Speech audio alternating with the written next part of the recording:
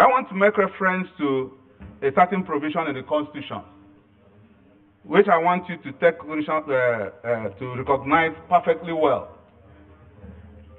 You have been in the media and information and communication space for decades. You may very well be familiar with Section 22 of 1999 Constitution as amended of the Federal Republic of Nigeria, to the fact that the press, the radio, television, and other agencies of the media shall at all times be free to hold government of the day to account for Nigerian people. We all witnessed how state authorities guard some media organizations in the last administration.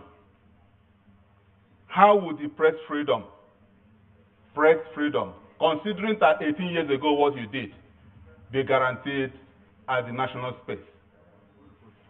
I actually thought you were about to give us examples of what happened in the First and Second Republic, that there were public hearings, and then you would have challenged him. But thank you for agreeing with him.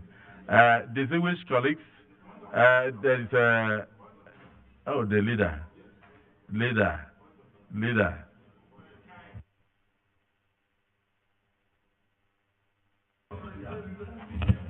Mr. President, contrary to expectation, my point of order is not by extension of time. I will do that in another 3 minutes. My point of order, sir, is Order 52, sub 4. And the reason it's important that I make this clear is that if I have your permission to read, sir, I would like to read. Mr. President.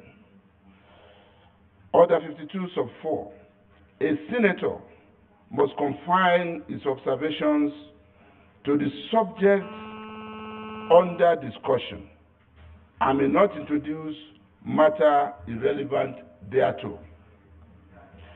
Mr. President, it's important that we know,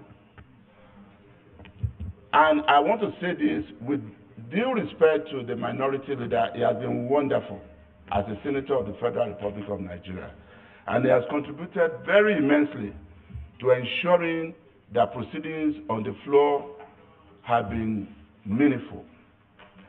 However, unfortunately, he appears to have brought politics into this thing by asking the nominee standing before us to recite any of the stanzas of the national anthem, which of course is a piece of cake.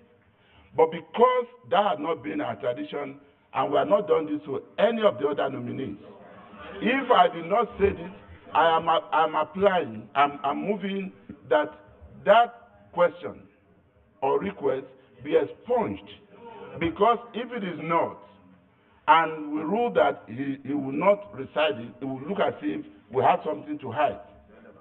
It is irrelevant to the extent of the provisions of Order 52, sub 4, and I so move, Mr. President.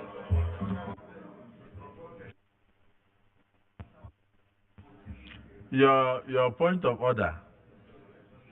In fact, even if you ask me as the Senate President to recite the second stanza, I'll do it often. It is expected that every adult in Nigeria has the stanzas in his heart. Every adult. We are here to do serious business of how to move this country forward, and then to ask the nominees what they'll bring on the table to assist us to get out of the current cauldron. It is not necessarily to sing songs. So your point of order is sustained. Senator Jibikuta.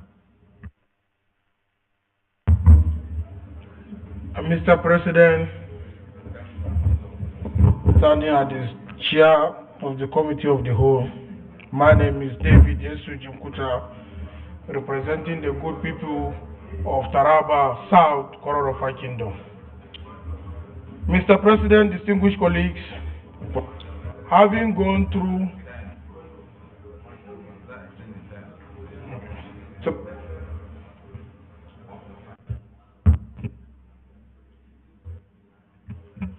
Mr. President, I rise under Order 8, sub 3, to move for an extension of time to enable the Senate sit beyond 2.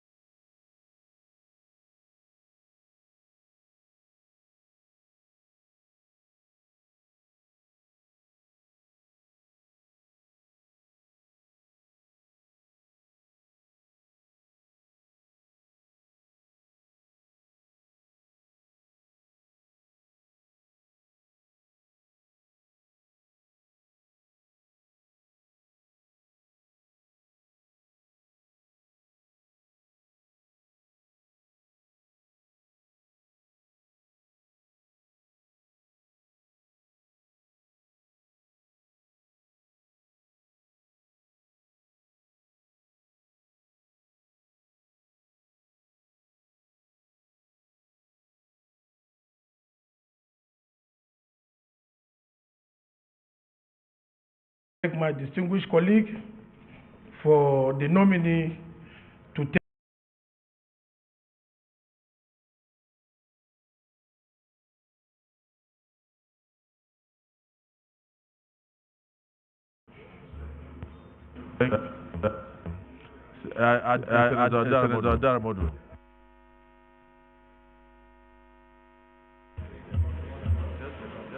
Thank you. Yes. Thank you, Mr. President, sitting as chair of Committee of Whole. I'm Adarabodu, Senator from Ekiti South, and from Ekiti State. Seconding the motion moved by my colleague, Senator Kuta, that the nominee who has had very seriously and progressively the questions posed to him. Ordinarily, I'm from Ekiti State. Not only that I'm from Ekiti State. He's from the other constituency which I even represent in this and that's the media. And we can see him. The media legend, avatar. He has been on it for a very long time. And when we look at the resume, we will be convinced that it's going to do a human. And then we even say that the taste of the pudding is in the eating. In Lagos State, with our president, as he was the governor of Lagos State, Mr. Adeleke was the mouth. It was trumpet that made all the Yoruba, not the Lagos State to be known by Nigeria. And when we give him a bigger trumpet to blow in Nigeria, that's why it's going to make Nigeria very proud. It's going to blow to the world, to the global space. And finally. Is from the land of honor, Ekiti State. Is an ambassador of honor, and it's not going to ready on that. I will even put it to him that National Orientation Agency must be revived because go back when we were hearing if you are a teacher, teach well. If you are a worker, work well. If you are a driver, drive well. So National Orientation Agency under I know that it's going to grow wings this time. Fly our orientation to every nook and cranny of Nigeria. Mr. President, I'm very grateful from Ekiti State. I'm happy with his nomination and credit to the credit. We are very sure that this Arnold Chamber is going to confirm him to become a minister.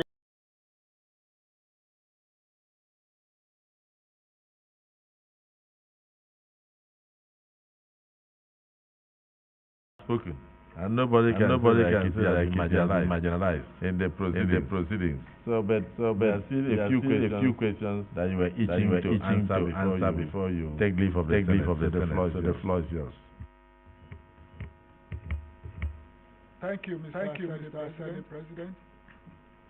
The question which was asked from that side of the chamber on freedom of the press really touched me. And the man did a little bit of research, distinguished senator, going back to 2005, when I was first to bring a bill of freedom of information act in Lagos State House of Assembly, and did a public hearing. It's all on record. And that exactly signposted my own conviction about press freedom in this country. Having been a practitioner, I am still a practitioner because we have an aphorism in journalism that once a reporter for life. And so I remain a reporter. And so the ideals, the tenets, the principles, the norms of that profession